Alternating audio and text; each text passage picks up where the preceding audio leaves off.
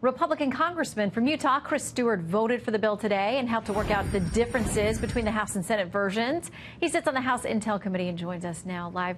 Great to have you with us, Congressman. Good evening.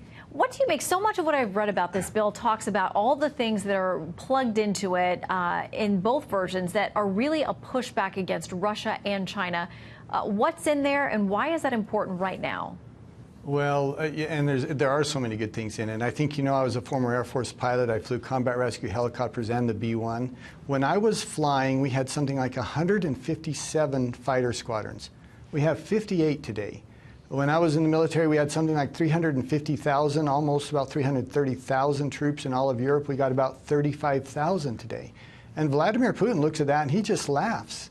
It's not a serious deterrent to him. It just simply isn't. The European Defense Initiative that's part of this bill is a very, very important part of saying to Russia in a serious way, we know what your intentions are.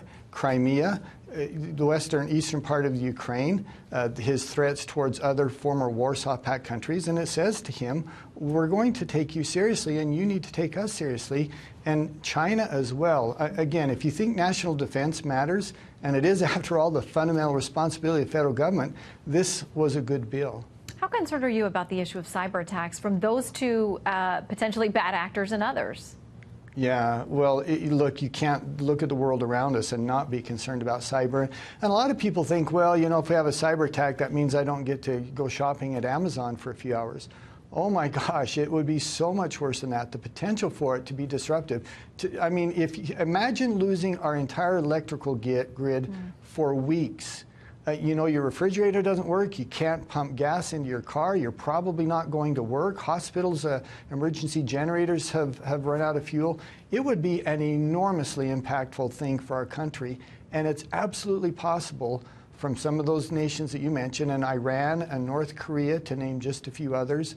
Cyber is, as many have indicated, it is the modern warfare, and we can't ignore the serious implications of it. Yeah, and how much, as somebody who served there yourself, how much does this mean to the men and women of our military and their families as well?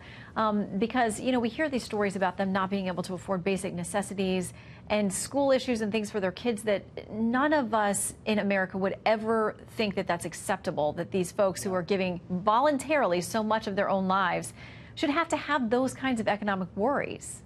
No doubt about it. And look, these are the best young men and women that our nation produces, those serving in the military.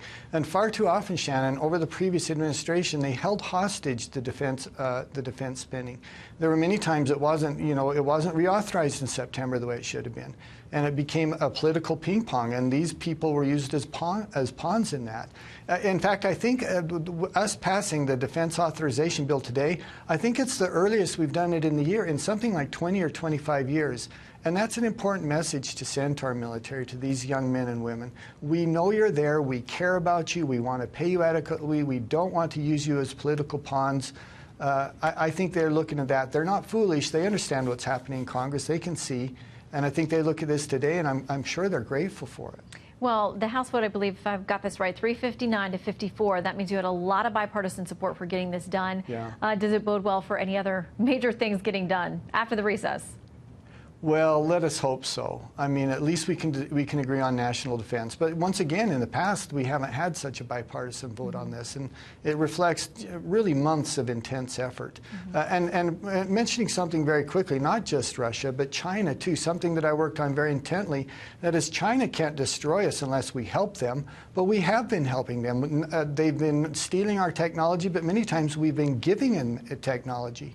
And there's elements in this bill that we worked on, again, from the Intelligence Committee, very intently to make it much, much harder for China to come in and take this technology or for us to give it to them. Yeah, and we've heard a lot of bipartisan support on that point as well. Congressman, thank you for your service in the service and now on Capitol Hill as well. Good to see you tonight. Thank you. You're kind.